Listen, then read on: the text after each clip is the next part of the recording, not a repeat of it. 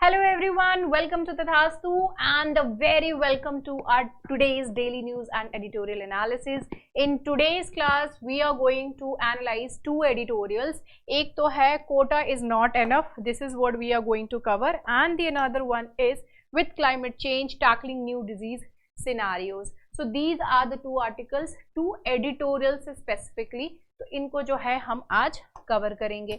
आज डीएनए में थोड़ा टाइम क्यों लग गया मैम? टाइम इसलिए लग गया because of the live session. I was there. Please go and watch it. Let's get started with this thing. तो यहाँ पे जो कह रहा है कि quota is not enough. Recently all of us were very happy with this 33% quota जो women को मिला है कि भाई आप जो है अब आइए सदन में बैठिए, सवाल पूछिए. ठीक है, तो ये जो पूरा आर्टिकल है इसमें बात कर रहा है इन द ओवरऑल थिंग कि ठीक है, we have got the quota, but the main issue arises when it comes to the implementing those things. जब उसको इम्प्लीमेंट करने की जब बात आती है तब जाकर के चीजें फिर ऑन ग्राउंड लेवल पे पता चलता है कि कितना इम्प्लीमेंट वाकई में हुआ है और नहीं. सो इम्प्लीमेंटेशन इज द थिंग. तो बातें तो बहुत बड़ी बड़ी हो गई, लेकिन ग्राउंड लेवल पे क्या चल रहा है? So that is what this article is, the author is actually concerned about. Okay, तो इसमें बहुत सारे जो है इन्होंने एग्जाम्पल भी दिए हुए हैं इसमें, तो उन सारी चीज़ों को हम यहाँ पर जो है देखेंगे एक एक करके. ठीक है, तो India is a democracy, obviously the largest democracy, and recently जो है इक्वालिटी के पर्सपेक्टिव से, जेंडर इक्वालिटी के पर्सपेक्टिव से जो कि हमारे कॉन्स्टिट्यूशन में ही दिया हुआ है, तो उसी चीज को आगे अचीव करने के लिए, उसी चीज में आगे बढ़ने के लिए this recently the government, the people in the सदन, उन सभी लोगों ने जो है इसको फाइनली नोट दे दिया कि चलो ठीक है, बहुत ज्यादा मेन डोमिनेटिंग हो गया है, तो रिप्रेजेंटेशन में विमेन को भी लेकर के आया जाए. Okay, so the recent approval of women's reservation bill, अभी रिसेंटली विमेन्स रिजर्वेशन बिल जो है वो अभी अप्रूव हुआ है, and which is really very huge milestone for us. हम सभी के लिए बहुत बड़ा ही एक माइलस्टोन है फॉर श्योर, राइट. अब यहाँ पर जो है स्टैटिस्टिक्स कुछ दिए हुए हैं. इन 1997 में जो रिप्रेजेंटेशन था दैट वाज ओनली 2%. इमेजिन. तो जब तक आप किसी चीज के लिए लड़ोगे नहीं, वो चीज आपको मिलेगी भी नहीं. तो आप देख सकते हो कि 2% हमारा रिप्रेजेंटेशन था, लड़ते लड़ते आखिरकार हमको 33% का, ये वो रिजर्वेशन भी नहीं था, दिस वाज द, हमारा इतना प्रेजेंस था इन द लोकसभा, इतनी मौजूदगी थी. अब 33% कर दिया गया है, तो इसका मतलब क्या हो गया? नाउ उतनी मौजूदगी तो बनेगी ही, रहेगी ही, अगर ऑन ग्राउंड लेवल पे वो सारी चीजें इंप्लीमेंट हो जाती हैं तो. ठीक है, these were the number of people. Now presently this percent has increased to 15.2%. 1997 में 2% था, अब 15.2% हो गया. बड़ा है, but the progress is quite slow. 97 और यहाँ पे 2023 है. प्रेजेंटेशन अभी भी, सॉरी, रिप्रेजेंटेशन अभी भी जो है वो बहुत ज्यादा कम है. अब यहीं पे ही, अब अगर आप इंटर पार्लियामेंट्री यूनियन की अगर बात करें तो विमेन एमपीज जो हैं वो वर्ल्ड वाइड ये 12.7% से 26.7% इंक्रीज हो गया है. So the representation has increased according to the Inter Parliamentary union.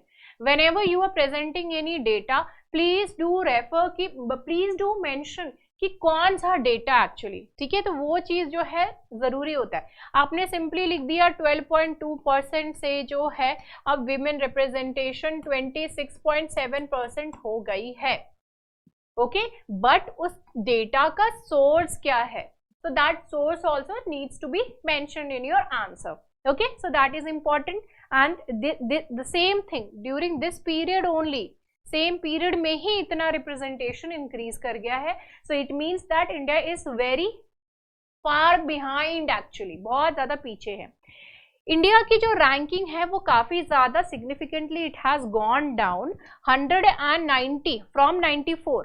179 में 94 था जो कि 1997 में, अब हमारा रैंकिंग 141 हो गया है, राइट. तो पहले हमारी जो रैंकिंग थी 1997 में that was 79 out of 100 and, इसको यहां लिख देते हैं, ठीक है, 94। 1997 में, in 1997 India's ranking was the 79 out of 94 out of 179, ठीक है।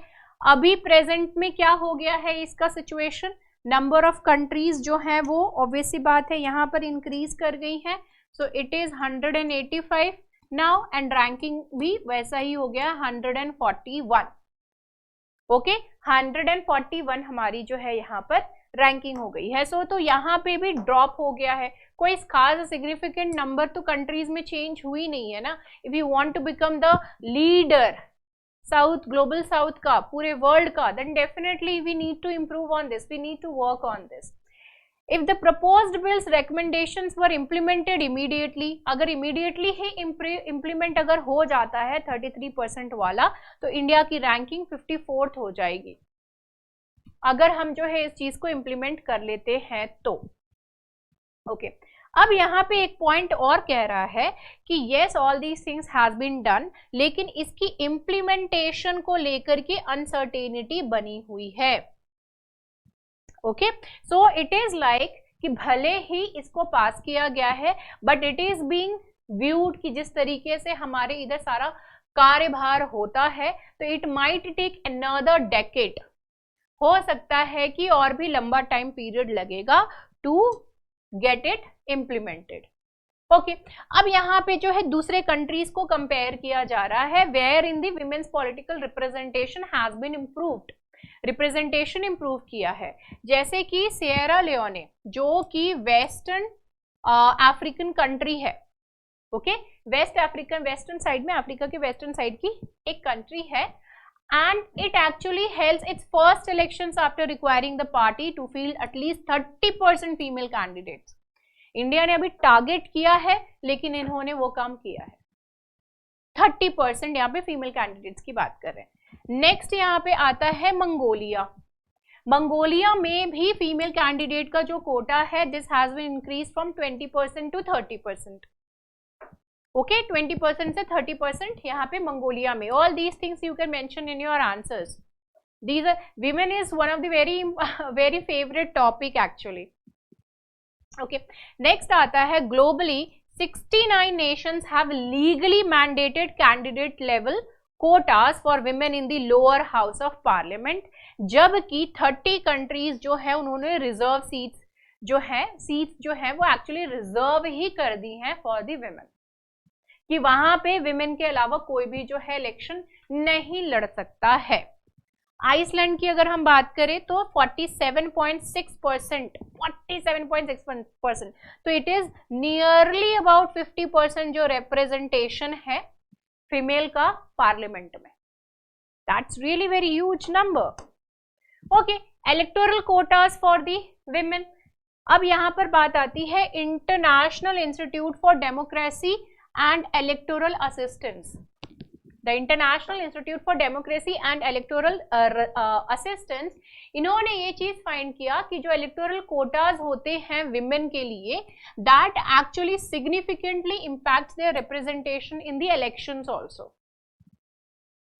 उनकी रिप्रेजेंटेशन को काफी ज्यादा जो इम्पैक्ट करता है अगर हम उनको कोटा, जो इलेक्टोरल कोटाज जो है वो विमेन के लिए हम फिक्स कर देते हैं। लेकिन इसकी इफेक्टिवनेस जो है वो कंप्लीटली डिपेंड करती है उनकी इम्प्लीमेंटेशन पे। इट जस्ट लाइक दैट, आपने पूरे दिन का टाइम टेबल बनाया, ठीक है, पूरे दिन का आपने टाइम टेबल बनाया और वो टाइम टेबल जो है आपने बस बना करके छोड़ दिया, तो it has no meaning until unless you implement it. So the same thing applies over here also. So इसकी इफेक्टिवनेस तभी होगी जब इसको इम्प्लीमेंट किया जाएगा। जैसे कि कजाकिस्तान का यहाँ पे एग्जाम्पल दिया है कि 30% कोटा विमेन के लिए और जो यंग पीपल हैं उनके लिए रखा गया, but it has no impact क्योंकि डिजाइन फ्लॉ था, प्रॉपर तरीके से प्लानिंग इम्प्लीमेंटेशन जो है वो नहीं हो पाई, तो 30% कोटा का भी कोई भी मतलब जो है वो नहीं बना, ठीक है। नेक्स्ट यहाँ पे एग्जाम्पल दिया है इन्होंने मेक्सिको और कोस्टा रिका का।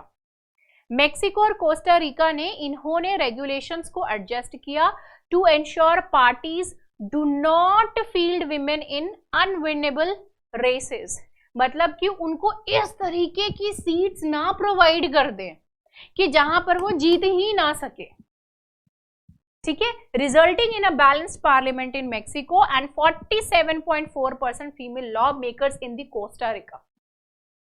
कोस्टा रिका में भी नियरली 50% है एंड मेक्सिको में भी जो रिजल्ट है that is quite good, because identify कर लिया ना कि भाई यहां से तो है हम जीत ही नहीं सकते हैं, तो यहाँ पे विमेन को खड़ा कर देते हैं, ये पार्लियामेंट में ना आएगी और ना ही जो है बात करेगी विमेन के लिए।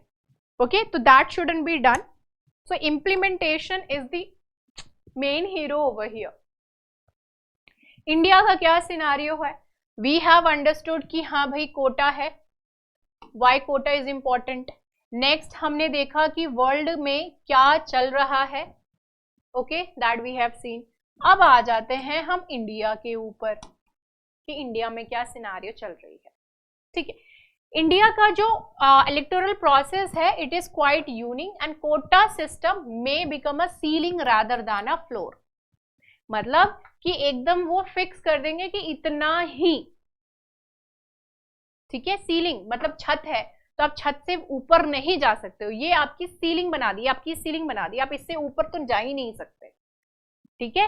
तो वो ऐसा ना हो कि इसको सीलिंग बना दे रादर देन मेकिंग फ्लोर। इसका मतलब कहने का मतलब है कि मिनिमम 30%, 33% कि कम से कम इतना होना ही चाहिए, तो वो फ्लोर वाला हो गया। और 33% सीलिंग हो गई, मतलब मैक्सिमम 33% ही होना चाहिए, उससे ज्यादा नहीं। तो इस चीज को लेकर के जो है यहाँ पर क्वेश्चन है, ठीक है। तो पॉलिटिकल पार्टीज जो है इसमें बहुत ही क्रूशियल रोल जो है वो एक्चुअली प्ले करती हैं इस पर्टिकुलर कंटेक्स्ट में, और इनका जो बहुत खराब ट्रैक रिकॉर्ड है फीमेल नॉमिनेशन को लेकर के, तो लगता नहीं है कि that they will be working in their favour. So again we have to fight to get this done, right? Okay, now only 10% of candidates in the last 5 years assembly election and last पिछले 5 साल के जो assembly election है उसके सिर्फ 10%, और 6 से 9% जो है वो लोकसभा कैंडिडेट्स 2000 के टाइम पीरियड से वो इतनी फीमेल रही है। अगेन हमारा डेटा आ गया यहाँ पे, इंपॉर्टेंट फैक्ट, इंपॉर्टेंट पॉइंट, ठीक है। इंडिया जो है काफी पहले, बहुत ही पहले, देखो एनसीईआरटी में आप सभी ने पढ़ा होगा, recently we are covering this NCERT. तो हमारी आजादी से पहले जो विमेन थी they actually asked for what,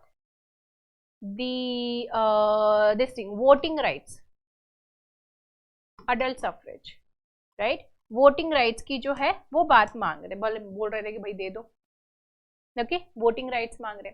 अब इन्होंने वहां पे जब उस टाइम लीडर्स थे 1947 से पहले, उन्होंने कहा कि भाई अभी आप जो है हमारी आजादी, हमारा जो फ्रीडम है इसके ऊपर ध्यान दीजिए, और जैसे ही हम आजाद हो जाएंगे you will be getting these rights, फिलहाल आप आजादी पे ध्यान दो, ओके, बना दिया। आजादी के पास वी गॉट दिस थिंग, हमको वोटिंग राइट्स मिले, ठीक है। एंड हाई फीमेल रिप्रेजेंटेशन है हमारा जब म्यूनिसिपल लेवल की बात आती है, ओके। बट यहीं पे ही नेशनल लेवल के इलेक्शंस में रिप्रेजेंटेशन की बात करें तो that is quite less. Female ratio की बात हो रही है यहाँ पर, highest ratio of female to male कौन कौन से स्टेट्स में है? Mizoram, Sikkim, Meghalaya, Andhra Pradesh and Manipur, mostly the north east states, okay. Way forward क्या हो सकता है? ऑब्वियसली बात है कि इंडिया ने इतना मेजर डिसीजन लिया, अभी तक हमने ज्यादातर जो पढ़े हैं वो 33% का था, 30% का था, बट लेकिन ज्यादातर कंट्रीज का 30% का हमने पढ़ा है। यहाँ पे इंडिया क्या बोल रहा है, हम 33% देंगे। तो इंडिया जो है ये इसके लिए बहुत अच्छी अपॉर्चुनिटी है, भारत के पास बहुत ही अच्छी अपॉर्चुनिटी है कि हम जो है एक लीडर के तौर पे उभर सकते हैं इस चीज को लेकर के। और इस चीज के लिए पॉलिटिकल पार्टीज की विल पावर होनी स्ट्रांगली बहुत जरूरी है, otherwise if you are not having will to do something definitely it is not going to happen. So we need to work in this regard कि हम इसको पोटेंशियल जो है इसकी उस हद तक हम इसको कर सके। विमेन्स रिजर्वेशन बिल जो है it has now become a reality. अब बस वही बात है कि इम्प्लीमेंटेशन क्या और कैसे होगा, that is the one thing. ठीक है, चलो now let's move on to the next topic, which is with climate change tackling new disease scenarios. with climate change tackling new disease scenario, जिस तरीके से climate change हो रहा है तो नई नई बीमारियां भी जो है वो सामने आ रही हैं। IPCC आया हुआ है क्वेश्चन, है ना। So intergovernmental panel on climate change, it has warned of an increased global risk of infectious diseases due to the climate change. तो क्लाइमेट चेंज की वजह से इन्फेक्शियस डिजीजेस भी हो सकती हैं, and it is happening because ये increased global risk का जो है यहाँ पर पॉइंट कह रहा है, that is what is happening now. अब ये जो दिस इज एविडेंट एंड ये जो है ये बता भी रहा है कि हाँ दिस इज हैपनिंग। कैसे? सीवियरली डेंगी, मलेरिया, चिकनगुनिया, ये सारी चीजें जो है वो काफी वाइड स्प्रेड तरीके से बहुत ही ज्यादा स्प्रेड हो रहे हैं, आउटब्रेक्स हो रहा है इनका, राइट। अब यहाँ पे इंक्रीजिंग रिस्क के बारे में बात कर रहा है इन्फेक्शियस डिजीजेस की। कभी भी कोई चीज को ग्रो करने के लिए उसके लिए वैसा पर्टिकुलर एनवायरमेंट चाहिए। अभी आप खुद इमेजिन करो, जब अर्थ जो है इनिशियली लाइफ नहीं था, राइट, बट वैसा एनवायरमेंट बना, वैसा एटमॉस्फेयर बना कि धीरे धीरे चीजें आई, aquatic, terrestrial, birds, all these things came into being. कैसे? वैसा एनवायरमेंट बना अपना, देन ओनली उसी वजह से जो है वो आया। ठीक है, अब यहाँ पे वही चीज कह रहा है कि अगर if we are giving that kind of what I mean, वैसा कुछ जो है वो इम्पैक्ट आ जा रहा है, वैसा एनवायरमेंट बन जा रहा है, तो व्हाट विल हैपन? डेफिनेटली होगा ही होगा, न्यू तरीके के डिजीजेस, वायरस, बैक्टीरिया, वो सारी चीजें डेवलप करेंगी। Okay, so warmer temperatures allow disease carrying vectors to expand into the new areas. जो डिजीज कैरिंग वेक्टर्स होते हैं उनको अपने, चल भाई आज चलते हैं वहां पे, उसको इम्पैक्ट करेंगे, चलो आज वहां चलते हैं, उसको इम्पैक्ट करेंगे। ओके, एक्सट्रीम वेदर्स जो है वो क्या करते हैं? जब एक्सट्रीम वेदर होता है तो वो डिजीज ट्रांसमिशन साइकिल्स जो होती है उसको डिसरप्ट करता है, and it facilitate the pathogen spread also. Okay, उसको भी it actually facilitates this thing and it disrupts the transmission cycles. तो क्लाइमेट चेंज का आप इम्पैक्ट जो है वो यहाँ पर देख सकते हो, you can simply see, right. Climate change, it actually alters the distribution of plant and animal life as well, because obviously it is impacting us, it is definitely impacting those also. More human animal interactions, and it is actually leading to this thing also, and there are a lot many diseases जो कि animal से हमें transfer हो रही हैं, but still मतलब zoonotic consumption। ठीक है, तो जूनोटिक क्या है? एनिमल से कहाँ किसको स्प्रेड हो रही है? ह्यूमंस को स्प्रेड हो रही है, इन वन वे और अनदर वे। इधर वी आर ईटिंग दैट, ठीक है, या तो उसको आप कंज्यूम कर रहे हो उसकी वजह से, या फिर जो भी इन्फेक्टेड चीज है वो किसी के कांटेक्ट में आया और आप उसके कांटेक्ट में आ गए, ठीक है, या फिर वो इन्फेक्टेड एनिमल किसी और के कांटेक्ट में आया, वो आपके फूड के कांटेक्ट में आया और आप उसके कांटेक्ट में आ गए, डिजीज, कोरोना। कैसे? ठीक है, तो क्लाइमेट चेंज जो है वो जूनोटिक डिजीजेस की एक अलग ही हाइट तक ले जा रहा है। It has actually heightens the risk of zoonotic diseases transferring from animals to humans, animals से ह्यूमंस में ट्रांसफर करते हैं। Zoonotic diseases are responsible for many emerging infectious diseases. It is very much responsible for this thing, with climate change providing opportunities for their spread। वो एक बना दे रहे हैं, पूरा का पूरा एनवायरनमेंट कि हाँ भाई स्प्रेड हो जाओ। जैसे कि यहाँ पे निपाह वायरस अभी रिसेंटली 2018 में केरला में आया था, अभी फिर से Nipah virus it is in the news and इसकी डेथ रेट जो है वो बहुत ही हाई है, 40 to 75%, that is really very high. Zoonotic disease है, ठीक है। So it is creating that kind of environment जिसकी वजह से these kind of diseases are actually getting spread, ठीक है। अब यहाँ पे आ जाता है चैलेंजेस, हम क्या चैलेंजेस जो है वो बेसिकली फेस कर रहे हैं। सबसे पहले तो climate change, we need to control it, in no way it is actually useful for us, किसी भी तरीके से हमारे लिए यूजफुल नहीं है ना। तो क्लाइमेट चेंज जो है वो एक्चुअली हैम्पर कर रहा है हमारे एफर्ट्स को to control existing infectious diseases. जो एग्जिस्टिंग इन्फेक्शियस डिजीजेस है उसको कंट्रोल करने में इट इज इम्पैक्टिंग, क्योंकि आप एक जगह का रायता समेट रहे हो तब तक पता चला दूसरा आ गया, दूसरा समेट रहे हो तब तक कहीं और आ गया।